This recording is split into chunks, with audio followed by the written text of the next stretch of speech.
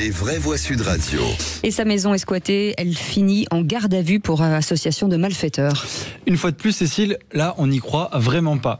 Je vais le faire façon coup de gueule à la Philippe David. Merci. Mais je crois que la France est bien le seul pays au monde où un squatteur peut porter plainte contre la personne dont il squatte la maison. À Andernos-les-Bains, Karine Lelouch vit un cauchemar bien français. Alors qu'elle souhaitait vendre la maison de son père, un squatteur décide de s'installer chez elle et là, impossible de l'expulser. Pire encore, la femme de 55 ans a été placée en garde à vue le 30 septembre dernier après que l'occupant l'ait accusé d'avoir tenté de le déloger. Pas la force, moi je vous le dis, on n'y croit pas. Karine Lelouch est avec nous, propriétaire donc de cette maison à Andernos-les-Bains. Karine Lelouch, merci en tout cas d'avoir accepté notre invitation. En fait, on a du mal à imaginer. Cette information est un peu ubuesque. Comment est-il possible Racontez-nous rapidement l'histoire. Vous ne vivez pas dans cette maison. Vous ne viviez pas dans cette maison. C'est un héritage, je crois. Oui, tout à fait. Déjà, bonsoir à tous. Bonsoir. Bonsoir. Et merci de m'accueillir en fait sur votre radio. Avec plaisir. Il faut que ça soit relayé, que les gens aient conscience de tout ça. Oui, en fait, c'est une maison dont j'ai hérité de mon père, qui est décédé en 2020.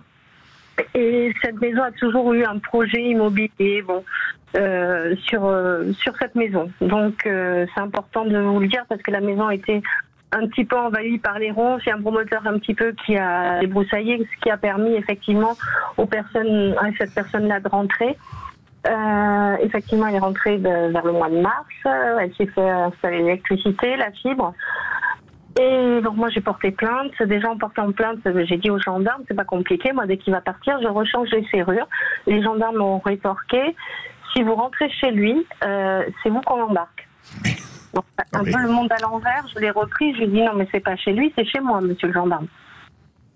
Donc c'est quand même ahurissant. Oui. Donc moi j'ai fait procédure légale avec le préfet, donc normalement c'est expulsion en 72 heures, normalement suivant cette loi. Et le squatteur a déclaré que lui n'avait fait aucune infraction pour entrer. On a prêté pas ses paroles. Moi, jamais on m'a interrogé, on m'a demandé de fournir les clés de la maison. Et on a prêté foi à ses paroles. Et en fait, le préfet a déclaré que non, ce n'était pas recevable, ce n'était pas un squat. C'est hallucinant. Non, mais là, on a un exemple, mais il y a de quoi piquer une crise. À la fois la sophistication de l'état de droit, l'absurdité de la justice, alors que devant une situation pareille, au risque d'offenser tous les puristes, on voit où sont les responsabilités, où est le coupable, où est l'innocence qui doit retrouver, et on règle le problème de manière non pas expéditive, mais équitable. C'est fou, ça va durer des années. Et pourtant, on avait entendu dire... On avait fait une loi anti-squatter, théoriquement. Voilà, il y a une loi anti-squatter. On en est où de ça? Et aujourd'hui, vous en êtes où, Karine? Alors du coup, pour moi, la loi anti-squat, elle ne marche pas parce qu'il aurait fallu, après moi j'ai appris qu'en fait, il faudrait mettre des caméras à l'extérieur. Attention, et puis payer des vigiles. Oui, voilà, faut pas non plus filmer la voie publique, donc c'est un petit peu compliqué pour prouver l'effraction en fait.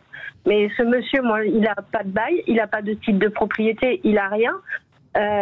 On voit que c'est des serrures neuves, mais non, on considère que c'est pas un squat. Donc pour moi, la loi anti-squat, elle n'est pas appliquée. Je parlais récemment. On n'a plus de temps, les amis. Je suis désolée. Vous l'avez vendue cette maison aujourd'hui avec lui dedans? Oui. Avec lui dedans, et je l'ai vendu à perte. J'ai perdu beaucoup d'argent sur ce... Oula, ouais. Franchement, Karine, non mais il y en a qui enlèvent même les portes et les fenêtres pour que ça devienne invivable. Moi je parlais un pote dans l'immobilier qui me disait qu'il s'arrachait les cheveux et que... Je suis désolée d'entendre tout ça. Enfin, on est vraiment désolé pour vous, Karine. Merci en tout cas. Franchement, je suis atterrée de cette société. En tout cas, on vous souhaite beaucoup de courage. En Espagne, il y a des sociétés privées, une qui s'appelle Desocupa. Ils viennent en 1 heure chez vous, ils dégagent tout le monde. Oui, on va se calmer, Philippe David. Écoutez, moi je prends modèle sur les... Mais dans d'autres pays, ça se fait, ouais. Manu Militari, comme on dit. Karine, merci en tout cas pour ce témoignage et on espère toujours que ça fasse réagir, mais malheureusement, on voit que les choses ne bougent pas beaucoup. Merci beaucoup, Karine, d'avoir accepté notre invitation. Dans un instant,